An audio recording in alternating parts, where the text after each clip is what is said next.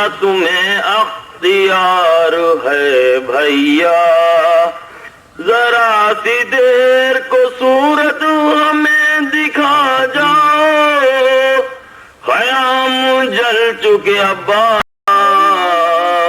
اب تو آ جاؤ، سنو سکینہ بلاتی ہے تم کو رو رو کر، بڑا بھروسہ تھا بچی کو اپنے اموں پر، وہ دلے کھاتی رہی اور ہوئی نہ تم کو خبر، لئی بھی لے گئے کانوں سے چھین کر گوہر، وہ تم سے روٹھ گئی ہے اسے منا جاؤ، خیام جل چکے عباس اب تو آ جاؤ،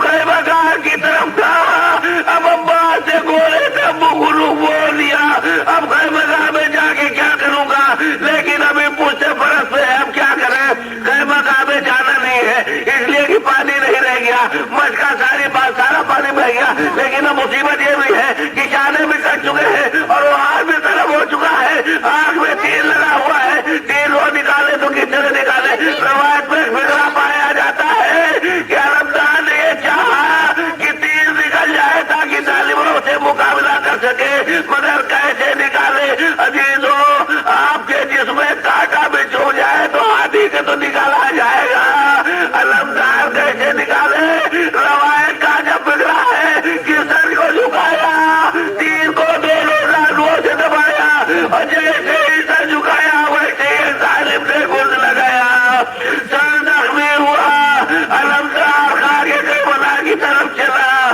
آواز دی وہ مولا غلام کی خبر لیجئے، حسین کی بڑھتے برتن میں آئے، اس وقت پہنچے جب علمدار کا جسم زخمی ہو چکا تھا، بیٹھے سر کو اٹھا کے دانوں میں رکھا، عباس سے ہٹا لیا، حسین نے کہا بھیا کیا میرے دیر سے آنے کا خیال ہے، کہا نہیں بولا میں یہ سوچ رہا ہوں کہ میرا سر تو آپ کے دانوں پر ہے، تھوڑی دیر کے بعد آپ کا سر کس کے دانوں پر ہوگا، پھر کہا میرے لاشے کو خیمے میں نہ لے جائیے گا، لاشے کو چھوڑا، پرچم کو سنبھالا، جیسے ہی پرچم میرے خیمہ کے قریب آیا، بچی نے خیمے کا پردہ اٹھایا، بابا چچا نہیں آئے، چچا نے مجھے پانی کا وعدہ کیا تھا اور میرا چچا میں وفا نہیں ہے، حسین نے بچی کو کلیجے سے لگا لیا، سکینہ آپ چچا کا انتظار نہ کرو بیٹی،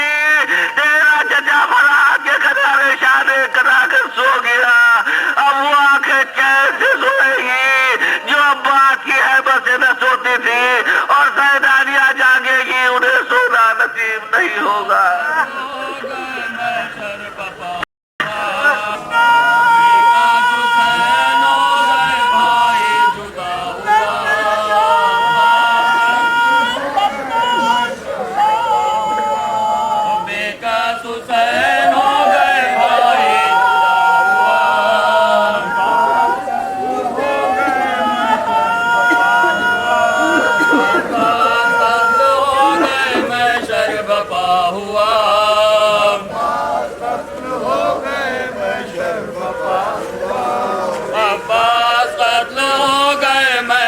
بپا ہوا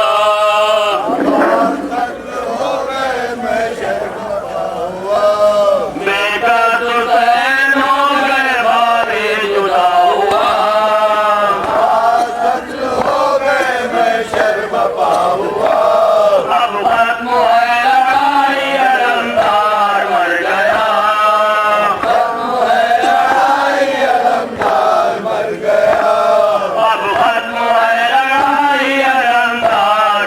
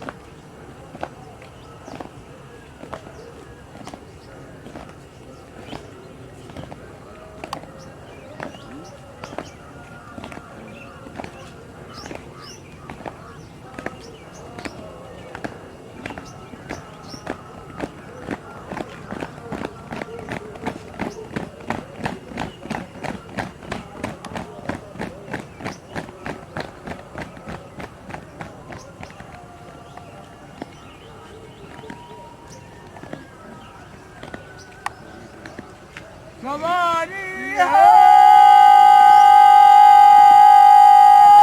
جی بیٹے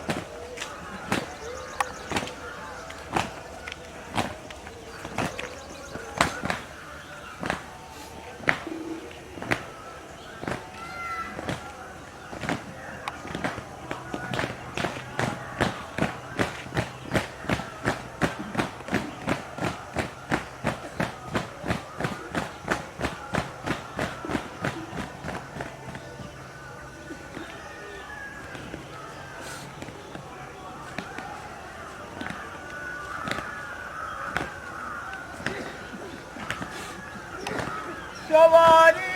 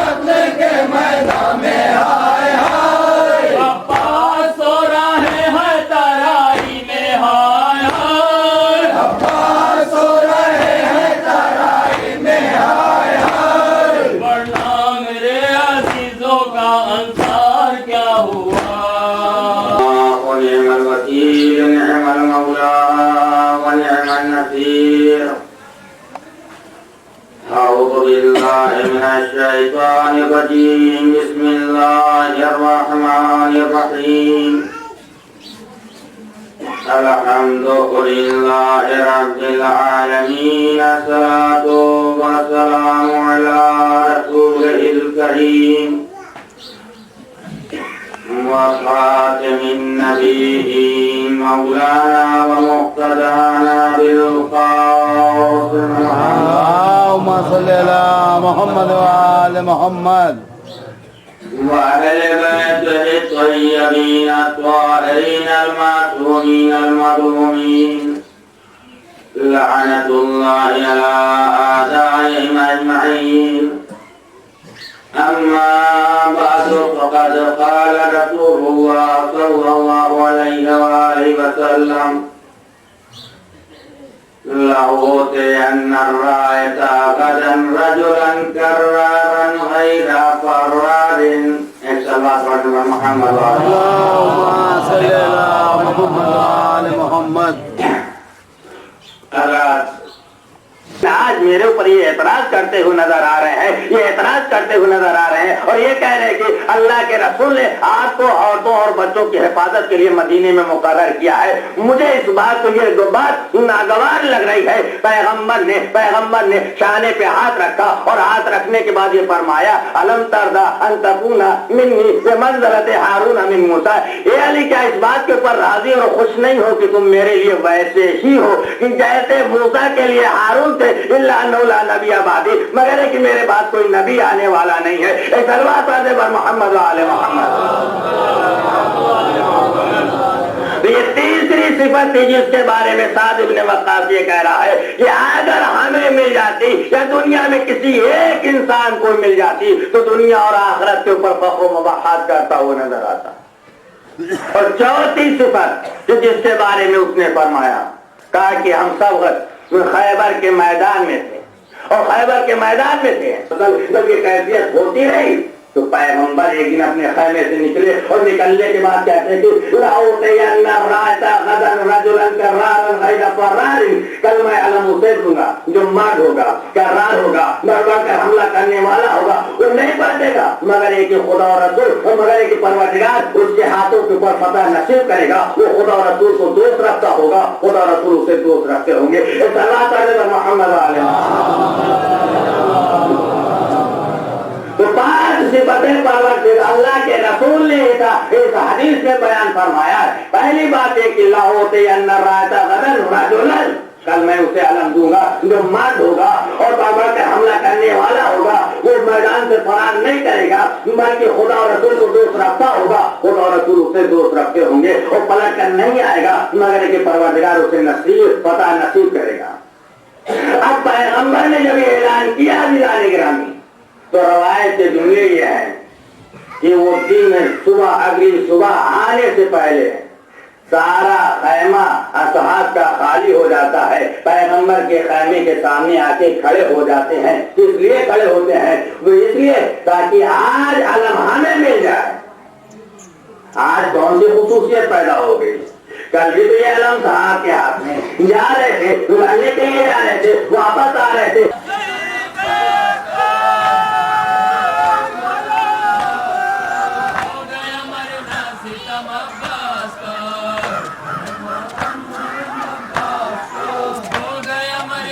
ستم عباس کا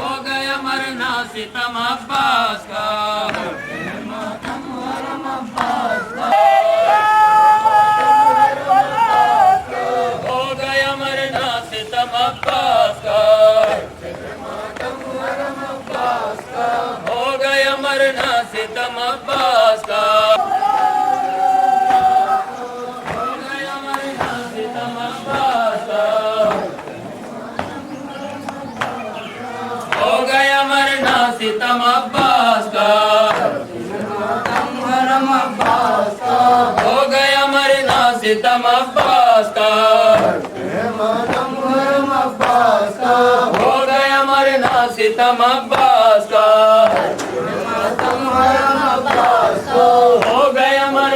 ستم عباس کا ہو گیا مرنا ستم عباس کا ہو گیا مرنا ستم عباس کا ہو گیا مرنا ستم عباس کا ہو گیا مرنا ستم عباس کا ہو گیا مرنا ستم عباس کا ہو گیا مرنا सितम अब्बास का, हो गया मरना सितम अब्बास का, हो गया मरना सितम अब्बास का, हो गया मरना सितम अब्बास का, हो गया मरना सितम अब्बास का, हो गया मरना सितम अब्बास का,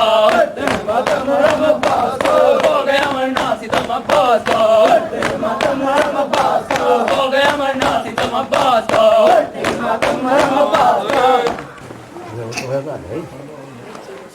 इसकी खिलकत का मकसद सिर्फ ये था कि करबला में जब हुसैन पर कोई मुसीबत पड़े तो अपनी जान को निछावर करके अपने हुसैन की मदद करे, इमाम हुसैन की मदद करे। और शायद यही वजह थी कि कुश्ते खैमा ज़ुहैरक़ैन जनाब अब्बास को खिताब करके पूछते हैं कि ऐ अब्बास, तुमको मालूम है तुम्हारे बाबा अली ने किस दिन के लिए तुम्हें पैदा किया था, तुम्हारी खिलकत का मकसद क्या है, तुम्हारी माँ उम्मुल बनीन से क्यों शादी की थी, तुम्हें मालूम है?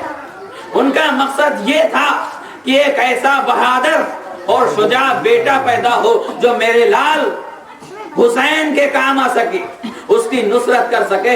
ये सुनना था कि अब्बास ने कहा, हजरत अब्बास ने कहा, अस्तो शज्जुनी या ज़ुहैर, तुम मुझे दादे शुजाअत दिलाते हो?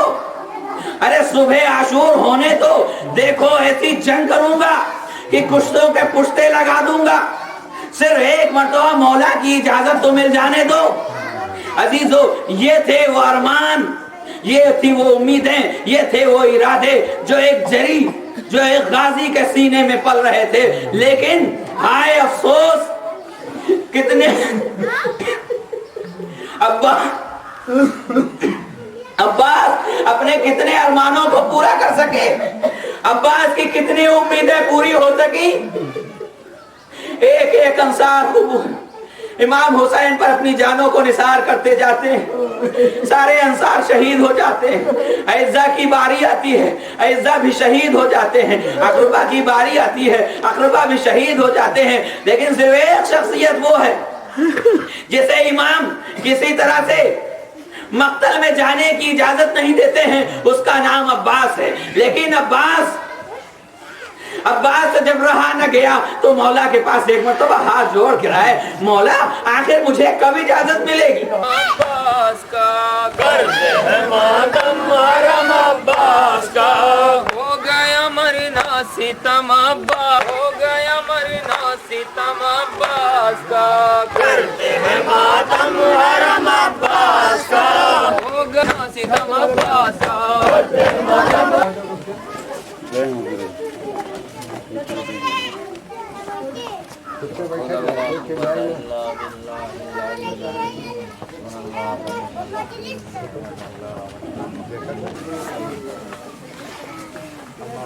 قد قال رسول الله صلى الله عليه وسلم حسین منی وانا من الحسین. ایک صلوات پڑھنے والا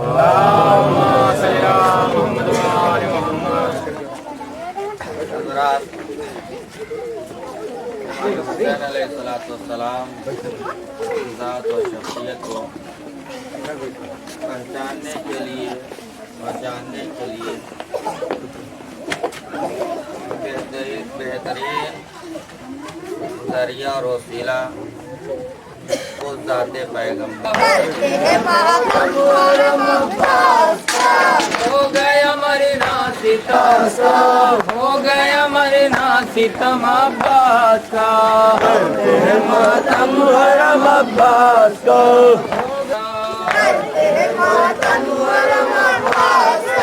ہو گیا مرنا ستم عباس کا، ہو گیا مرنا ستم عباس کا، ہو گیا مرنا ستم عباس کا، ہو گیا مرنا ستم عباس کا، ہو گیا مرنا ستم، ہو گیا مرنا ستم عباس کا.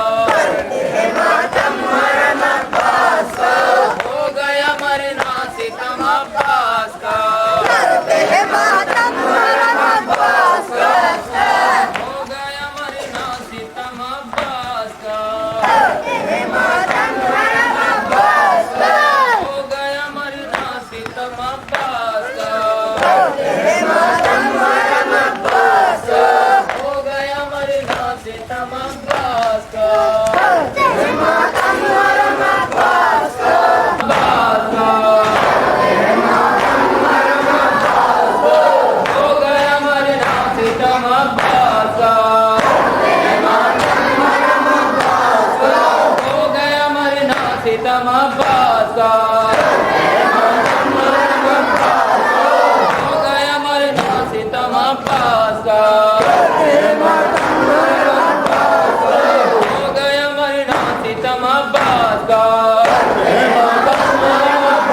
ہو گیا مرنا ستم عباس کا ہو گیا مرنا ستم عباس کا ہو گیا مرنا ستم عباس کا ہو گیا مرنا ستم عباس کا ہو گیا مرنا ستم عباس کا ہو گیا مرنا ستم عباس کا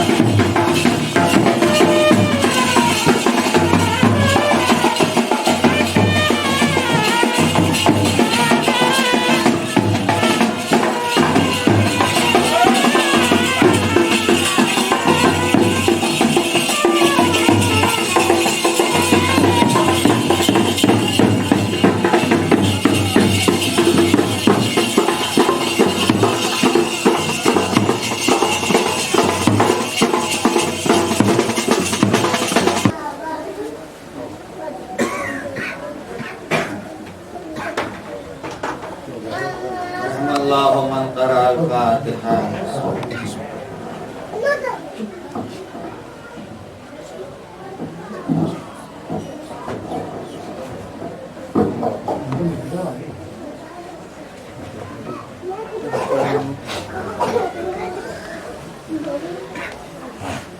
لا حول ولا قوة إلا بالله العلي العظيم. حسبنا الله ونعم الوكيل نعم المولى ونعم النصير. أعوذ بالله من الشيطان الرجيم. بسم الله الرحمن الرحيم.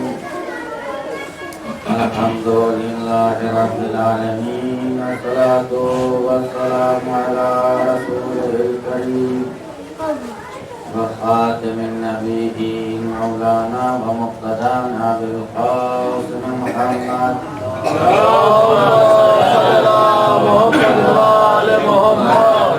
الطيبين الطاهرين المعصومين المظلومين لعنة الله على أعدائهم أجمعين.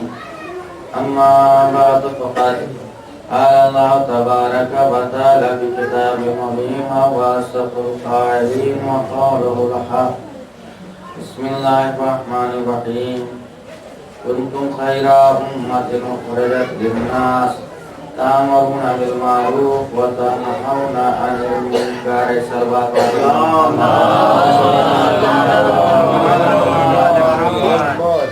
حضرات،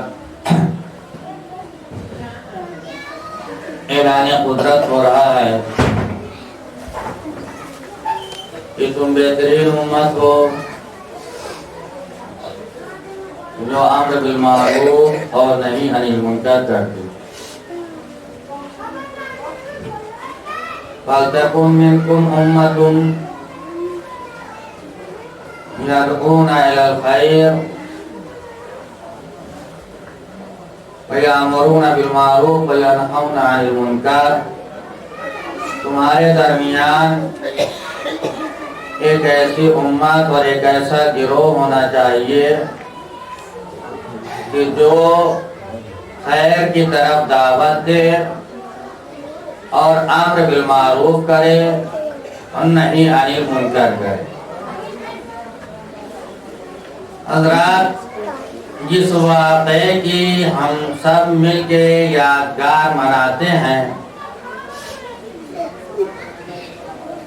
اگر اس واقعے کے پس منظر میں جائیں تو سب سے پہلے اس واقعے کی جو بنیاد ہے جسے امام حسین علیہ السلام نے مدینے میں اعلان کیا اور اس عنوان سے اعلان کیا کہ آپ نے محمد حنفیہ کو وصیت نامے میں تحریر فرمایا انی لم اخرج عشرا ولا بکرا ولا ظالما ولا مفسدا، میں مدینہ نہیں چھوڑا ہوں ظلم اور زیادتی کے لیے، فتنہ اور فساد پیدا کرنے کے لیے، بل خرجت لطلب الاصلاح فی امت جدی واريد ان امر بالمعروف وانهى عن المنکر واسیر بسیرت جدی رسول اللہ و ابی علی ابن ابی طالب۔ میں مدینہ نہیں چھوڑ رہا ہوں ظلم و زیادتی، فساد و فتنہ پیدا کرنے کے لیے، بلکہ میں مدینہ اس لیے چھوڑ رہا ہوں، اپنے نانا کا جوار اس لیے ترک کر رہا ہوں، اپنی ماں کی لحد کو اس لیے چھوڑ رہا ہوں کہ چونکہ میں امت اپنے جد اپنے نانا کی امت کی اصلاح کے لیے اور امر بالمعروف اور نہی عن المنکر کے لیے، اور اپنے نانا کی سیرت کو زندہ کرنے کے لیے اور اپنے بابا علی مرتضیٰ کی سیرت کو زندہ کرنے کے لیے۔ حضرات امام حسین علیہ السلام نے جو یہ جملہ اور جو یہ باتیں آپ نے فرمائی، ذرا اس دور کے حالات کو دیکھا جائے کہ جس وقت جو حاکم ہے، جو رہبر بنا ہوا ہے، جو مسلمانوں کی باغڈور اس وقت اپنے ہاتھ میں لیے ہے، اس کے حالات کیسے ہے، اس کا کردار کیسا ہے، پھر اس کے بعد میں نواز رسول فرزند رسول امام حسین علیہ السلام کا اقدام اور امام حسین علیہ السلام کے انقلاب کی اہمیت ہمارے سامنے آتی ہے۔ جس وقت امام حسین علیہ السلام نے مدینہ چھوڑا اور مدینے سے آپ نکلے، اس وقت تک لوگوں کو خبر نہیں تھی کہ یہ کیا ماجرا ہے، کیا واقعہ ہے، لیکن امام حسین علیہ السلام چونکہ ایک بصیر انسان تھے، بابصارت بصیر انسان تھے، تو لہذا انہوں نے اس چیز کو محسوس کر لیا کہ اب دین محمد صحیح و سالم نہیں باقی رہ سکتا، اب نانا کی امت صحیح و سالم نہیں رہ سکتی ہے۔ کیوں؟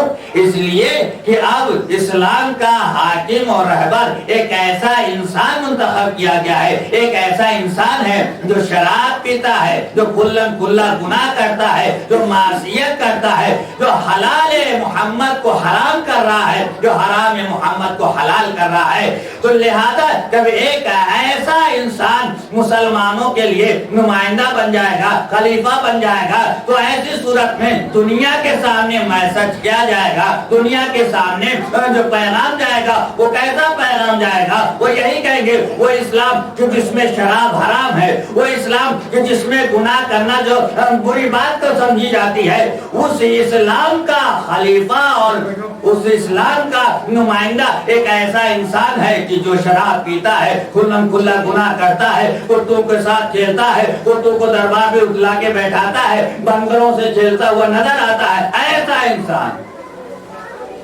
جب اسلام کا نمائندہ بنے گا تو ایسی صورت میں دنیا کے سامنے کیا پیغام جائے گا، دنیا کے سامنے کون سا پیغام آئے گا؟ ارباب کرم۔ لہذا امام حسین علیہ السلام نے اس بات کو اعلان کرتے ہوئے میں مجھ جیسا انسان بھلا یزید کی بیعت کر لے، مجھ جیسا انسان یزید کی بیعت نہیں کر سکتا ہے، مجھ جیسا انسان یزید کی بیعت نہیں کر سکتا۔ کیوں؟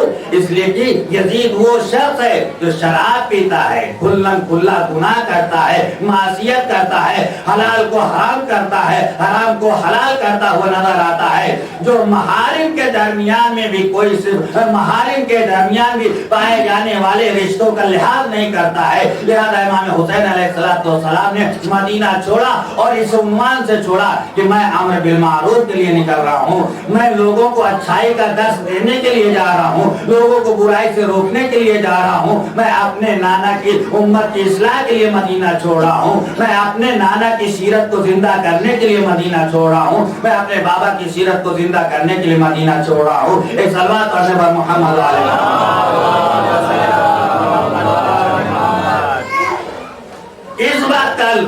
راز اس وقت کھلتا ہے عزیزان گرامی جب واقعہ کربلا کے بعد لوٹا ہوا قافلہ جب مدینے آتا ہے، جب مدینے آیا اور یہ معلوم ہوا کہ نواسِ رسول کا قتل ہو گیا، نواسِ رسول قتل کر دیے گئے، تو ایسی صورت میں کچھ افراد مدینے سے شام جاتے ہیں، اور جب شام جاتے ہیں تو وہاں کے حالات کو دیکھتے ہیں، کیا دیکھ رہے ہیں؟ ایک جوان ہے جو شراب پیتا ہے، جو اپنے کو خلیفہ رسول کہتا ہے، جو مسند خلافت کے اوپر بیٹھا ہوا ہے اور ایسا کھلا گناہ کرتا ہے، سونے چاندی کے برتنوں کو استعمال کرتا ہے جسے شریعت نے منع کیا تھا، حلال کو حرام کرتا ہوا نظر آتا ہے۔ اب جو یہاں سے لوگ جاتے ہیں اور جانے کے بعد جب انہیں پتہ چلتا ہے تو اس کے بعد آتے ہیں، واقعات کو بیان کرتے ہیں کہ ہم کو جتنی دیر تک شام میں تھے یہی دعا کرتے تھے کہیں ایسا نہ ہو کہ پروردگار عالم آسمان سے پتھر پھینکے اور ہمارے اوپر آ جائے اور ہم عذاب الہی میں مبتلا ہو جائے۔ ایک صلوات پڑھتے پر محمد علیہ وسلم۔ آج انہوں نے باخبر کیا تو آپ دیکھیے 3 سال 4 سال کی مدت ہے جو یزید حاکم رہا ہے، اس 3 سال 4 سال کی مدت میں اس نے کیا کیا ہے؟ آپ کے سامنے تاریخ پائی جاتی ہے کہ نواسِ رسول کا قتل کیا جاتا ہے۔ پہلا کارنامہ جیسے ہی وہ مسند خلافت کے اوپر آیا، حکومت اس کے ہاتھ میں آئی تو سب سے پہلے اس نے کیا کیا؟ نواسِ رسول کا قتل کیا۔ دوسری بات آپ دیکھیے، جب مدینے میں لوگوں کو یہ پتا چلا کہ نواسِ رسول کا قتل کر دیا گیا ہے تو لوگوں نے جب اپنی آواز بلند کرتے ہیں تو نتیجہ کیا ہوتا ہے؟ مدینے کے اوپر چڑھائی کی جاتی ہے۔ جب مدینے کے اوپر چڑھائی کی جاتی ہے تو مدینے میں 3 دن تک حلال کر دیا گیا مدینہ۔ مسجد نبوی میں گھوڑے باندھے جا رہے تھے۔ اس طرح کی کیفیت پیدا ہو چکی تھی عزیزان گرامی، ایسی کیفیت پیدا ہو چکی تھی۔ اور دوسری طرف ہم دیکھتے ہیں دوسرا کارنامہ اس کا یہ نظر آتا ہے کیا کہ اس نے مسجد نبوی کو تاراج کیا، کتنے لوگوں کو قتل کرایا، اور یہاں تک کی روایت یہ بتاتی ہے کہ مدینے کو 3 دن تک حلال قرار دے دیا گیا۔ ایسا شخص ہے مسلمانوں کا نمائندہ بن رہا تھا، ایسا شخص ہے مسلمانوں کا خلیفہ بن گیا تھا۔ تو ایسے اور تیسرا کارنامہ جو اس نے انجام دیا ہے عزیزان گرامی، جو کام انجام دیا ہے وہ یہ کہ جب عبداللہ ابن زبیر جب ان سے مطالبہ بیعت کیا گیا تو مدینے سے مکے آ گئے۔ جب مکے آ جاتے ہیں تو انہوں نے پناہ لی۔ کہاں پہ پناہ لی؟ پناہ لیتے ہیں خانہ کعبہ میں۔ جب خانہ کعبہ میں پناہ لیتے ہیں تو ایسے عالم میں خانہ کعبہ میں پناہ لینے والے عبداللہ ابن زبیر کو گرفتار کرنے کے لیے یزید نے کیا کیا؟ یزید کے سپاہیوں نے منجنیق کے ذریعے سے حملہ کیا، اور حملہ کرنے کے بعد انہیں گرفتار کرنا چاہا۔ واقعہ حرہ آپ کے سامنے موجود ہے کہ واقعہ حرہ وہ جگہ ہے جہاں پہ پیغمبر تبلیغ کے لیے تشریف لے گئے تھے، پیغمبر اسلام ہدایت کے لیے تشریف لے گئے تھے۔ ایک اور نہیں بلکہ کم از کم 70,000 افراد ایسے پائے جا رہے تھے کہ جو حافظان قرآن تھے، قاریان قرآن تھے، اور صحابہ کرام کی بڑی تعداد وہاں پر پائی جا رہی تھی۔ لیکن واقعہ حرہ بتایا جا رہا ہے کہ حضرت امام حسین علیہ السلام کے انقلاب کے بعد اور آپ کی شہادت کے بعد جب لوگوں کو یہ خبر ملتی ہے تو آپ چاروں طرف سے یزید کے خلاف جب آوازیں بلند ہونے لگی تو واقعہ حرہ بھی پیش آتا ہے۔ اس واقعہ حرہ میں کتنے صحابہ کرام کو قتل کر دیا جاتا ہے، کتنے حافظان قرآن قتل کر دیے جاتے ہیں۔ اب سوچئے ایک ایسا انسان جب خلیفہ بن رہا تھا، ایک ایسا انسان جب نمائندہ بن رہا تھا، ایک ایسا انسان جو مسلمانوں کا نمائندہ بن رہا تھا، ایسے عالم میں کون تھا کہ جو اس کے کردار سے لوگوں کو آشنا کرتا؟ لہذا امام حسین علیہ السلام نے مدینہ چھوڑا اور یہ اعلان کرتے ہوئے چھوڑا تاکہ انی لم اخرج عشرا ولا بطرا، میں مدینہ نہیں چھوڑ رہا ہوں ظلم و زیادتی و بربریت پیدا کرنے کے لیے۔ آپ نے خط میں لکھا ہے محمد حنفیہ کو، یعنی گویا امام جانتے تھے اس بات کو کہ میری شہادت کے بعد میرے کارنامے کو دنیا کس طرح سے دنیا مسلمانوں کے سامنے پیش کرے گی۔ یہی کہا جائے گا انہوں نے حکومت کے خلاف خروج کیا تھا. لوگ یہ کہتے ہوئے نظر آئیں گے خارجی کے نام سے یاد کیا جائے گا, لیکن امام حسین علیہ السلام نے پہلے ہی مرحلے میں بتا دیا کہ دیکھو آنے والے جو الزامات ہیں وہ غلط الزامات ہیں. میں اپنے نانا کی امت کی اصلاح کے لیے مدینہ چھوڑ رہا ہوں, میں امر بالمعروف کے لیے مدینہ چھوڑ رہا ہوں, میں نہی عن المنکر کے لیے مدینہ چھوڑ رہا ہوں.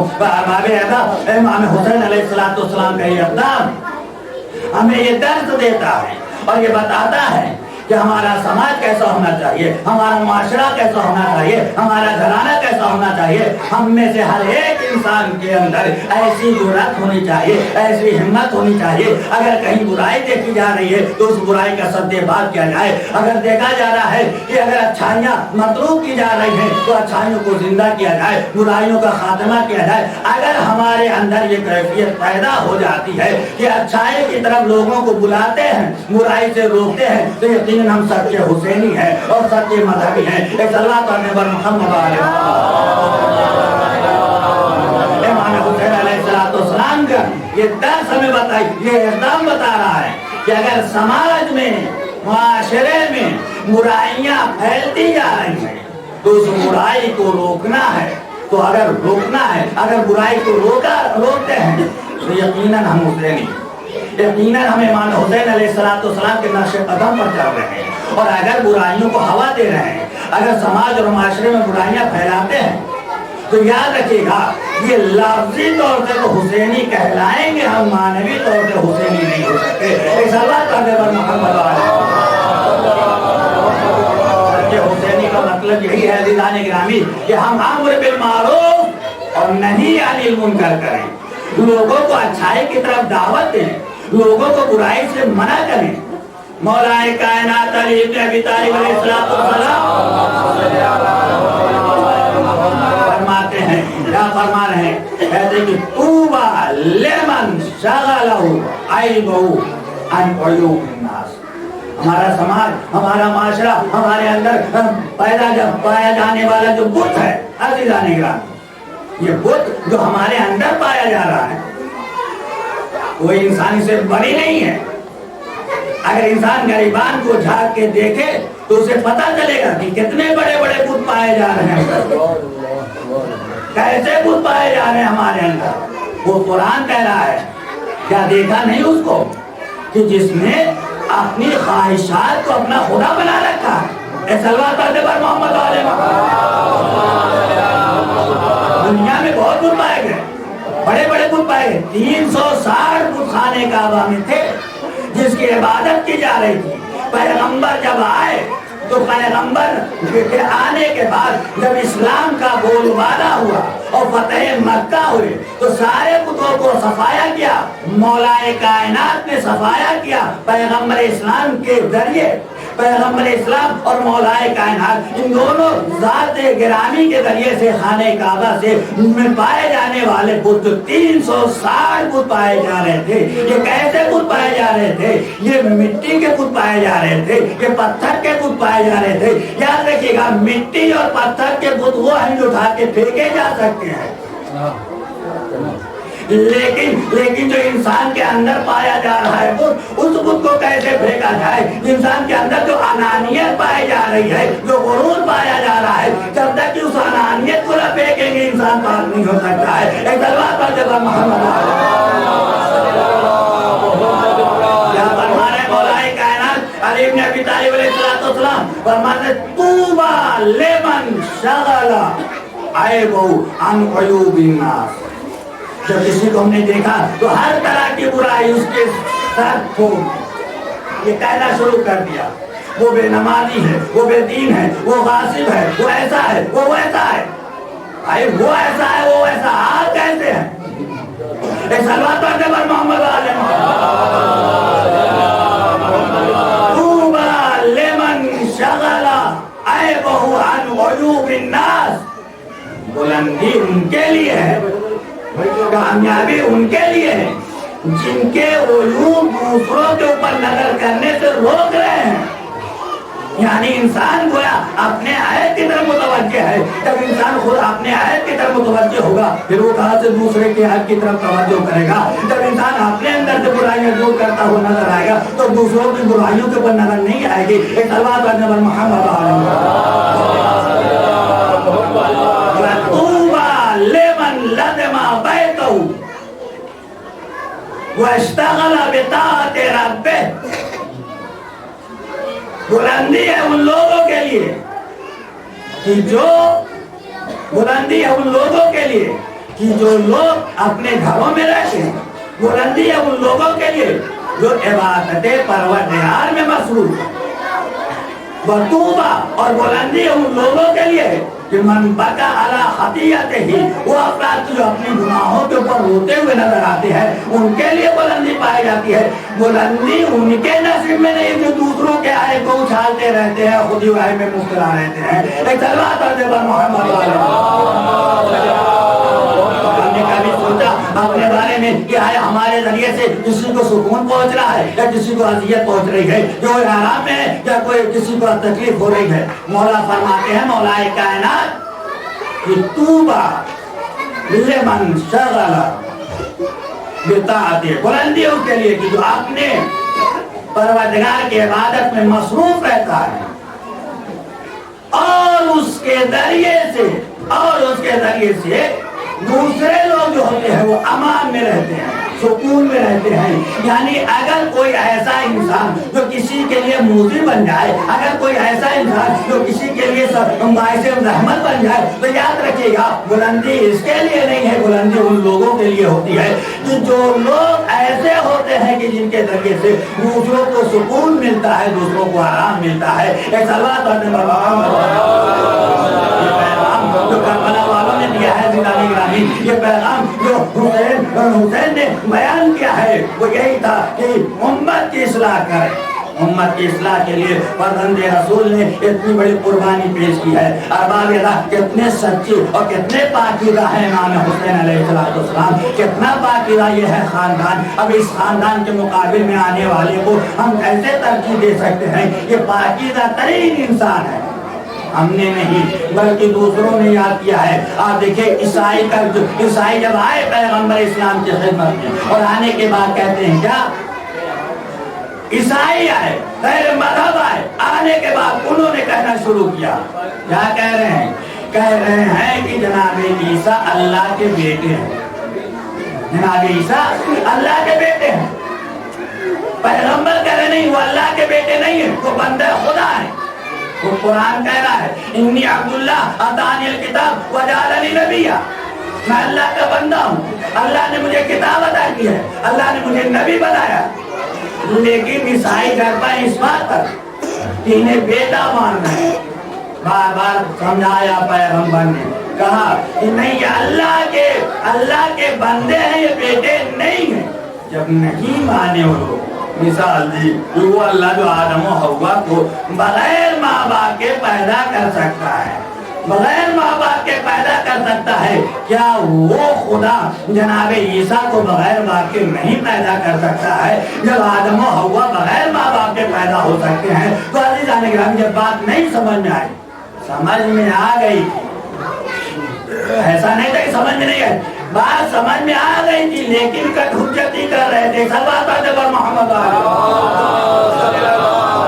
بہت سے افراد ایسے ہوتے ہیں جن کے سامنے حق تو واضح ہو جایا کرتا ہے لیکن کٹ حجتی کرتے ہیں, نہیں ماننے کے لیے تیار ہوتے ہیں.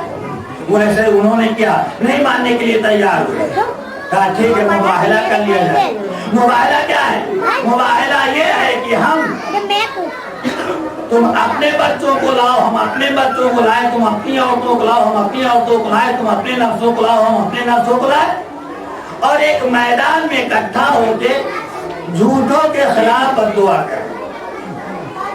جھوٹوں کے خلاف جو جھوٹ بولتے ہیں ان کے خلاف کیا کریں؟ بددعا کریں. یہ جناب پیغمبر وحی نازل ہوئی, جب وحی نازل ہوئی تو سارے لوگ جمع ہوتے ہیں. ادھر سے عیسائیوں کا گروہ چلتا ہے, ادھر سے پیغمبر اسلام چلتے ہیں. پیغمبر اسلام کے چلنے کا انداز علامہ زمخشری فرماتے ہیں کہ اس عنوان سے پیغمبر قافلہ لے کے چلے ہیں. कोई बहुत बड़ा काफिला नहीं लेके चले, छोटा सा काफिला। और कौन? एक बेटी, तो एक ही बेटी है, एक बेटी है, दो नवासे हैं, दामाद, यानी नफ्स की जगह पे हजरत अली अलैहिस्सलाम और औरतों की जगह पे जनाबे फातिमा ज़हरा को, मिन्ते पैगंबर की उन्हें, और बच्चों की जगह पर इमाम हसन और इमाम हुसैन।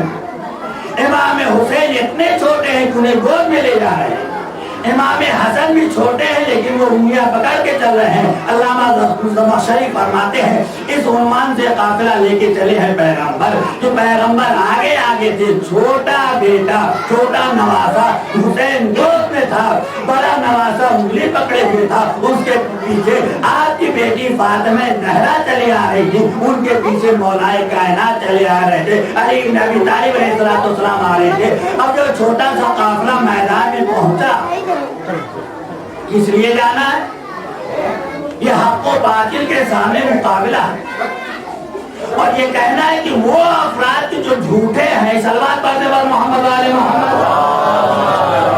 जो झूठे हैं, सच का साथ नहीं देते हैं, झूठ है, उनके खिलाफ बददुआ करना है, उनके खिलाफ लानत करना है। किनके खिलाफ? वो झूठे हैं। जब ये छोटा सा काफिला पैगंबर लेके पहुंचे मैदान मुबाहला में अज़ीज़ान गिरामी, तो उधर से भी ईसाई उलमा, ईसाई गिरोह आया, और आने के बाद दूर खड़ा हो जाता है, करीब नहीं आ रहा है। एक आदमी को भेजा, देखो जाके कि पैगंबर किनको लाए हैं, पैगंबर किनको लाए हैं। और जब उसने आके कहा, देखा, और देखने के बाद जाके उसने कहा कि पैगंबर अपने साथ अपने दोनों नवासों को लाए हैं, अपनी बेटी को लाए हैं, और अपने दामाद मौलाए कायनात को लाए हैं, हजरत अली को लाए हैं। ये 5 अफराद हैं कि जो आए हुए हैं। वो ईसाई उलमा, बसीर उलमा, साहिब फहम उलमा, उन्होंने कह दिया कि हम इनसे मुकाबला नहीं करेंगे, हम इनसे मुबाहला नहीं करेंगे, हम वापस जाते हैं। क्यों वापस जा रहे हैं? कहा उन्होंने क्योंकि ये खतरे का मकाम था, बददुआ करना था, खुदा की तरफ से आजाद बुलाने के लिए दावत देना था झूठों के खिलाफ। अगर कहीं से किसी को ये एहसास हो जाए किसी खतरे का एहसास हो जाए तो फिर कोई इंसान अपने औलाद को नहीं ले जाता है तो दूसरों को ले जाता है। इसका मतलब यह है कि सबसे सच्चा अगर दीन पाया जाता है कि कितने सच्चे इंसान है, अगर ये बददुआ कर दे तो पहाड़ भी अपनी जान छोड़ दे, हम इनसे मुबाहला नहीं करेंगे। ऐसा बात करते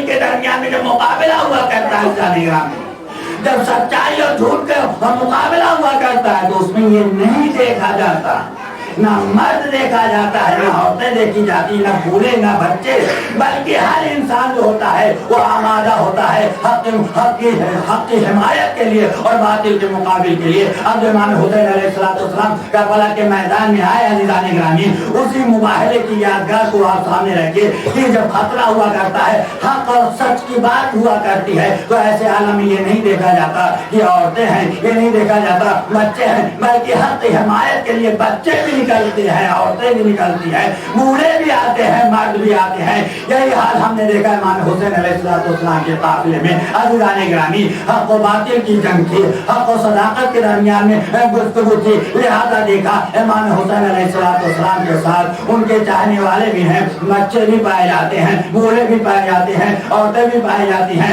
अरबाब अदा करबला के मैदान में इमाम हुसैन अलैहिस्सलाम 2 तारीख को पहुंचते हैं। ये यजीद की तरफ से, इब्न ज़ियाद की तरफ से फौजें आ रही हैं, इमाम को कत्ल करना है।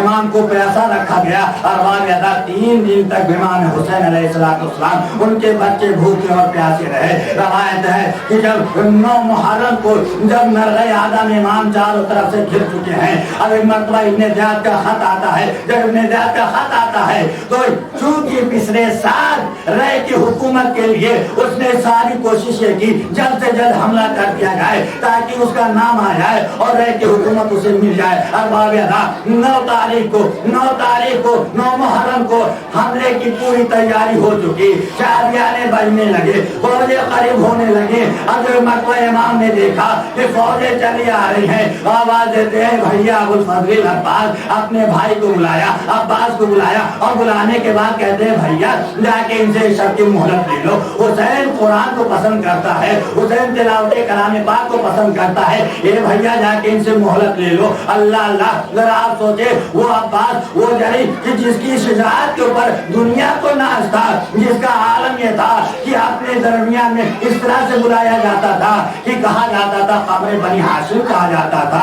मौलाए कायनात ने बार बार रोका था, तो ये कह के रोका था अंता हामिल लिवाही, तुम मेरे परचमदार हो, तुम मेरे अलमदार हो। अरबाब अदात जनाब अब्बास ने मोहलत ली। ये मोहलत लेते हैं, शब आशूर आती है। जब शब आशूर आई, इमाम ने अपने असहाब को जमा किया। जमा करने के बाद हर एक से ये कहते हैं जाओ चले जाओ, मैंने तुम्हें आजाद कर दिया, जाओ चले जाओ, तुम्हें मैंने आजाद कर दिया। अगर तुम्हें जाते वक्त शर्म आती है, लो मैं क्षमा गुल किए देता हूँ, रात का अंधेरा है, तारीकी है, जिधर चाहो चले जाओ, मैं तुम्हें आजाद करता हूँ, मैं तुम्हारी जन्नत के लिए भी दामिन हूँ। अरबाब अदा असहाब हुसैनी बैठे रहे, कोई ना उठा। एक मरतबा इमाम फरमाते हैं अगर तुम्हें अकेले जाते हुए शर्म आती है तो मेरे घर वाले हैं, अब्बास हैं, अली अकबर हैं और मोहम्मद हैं, इनको पकड़ लो, चले जाओ। अब अगर कोई दुनिया में कहे कि तुमने फातिमा के लाल को नरग़े आदा में छोड़ दिया तो तुम ये कह देना हम क्या उनके घर वालों ने साथ नहीं दिया। लेकिन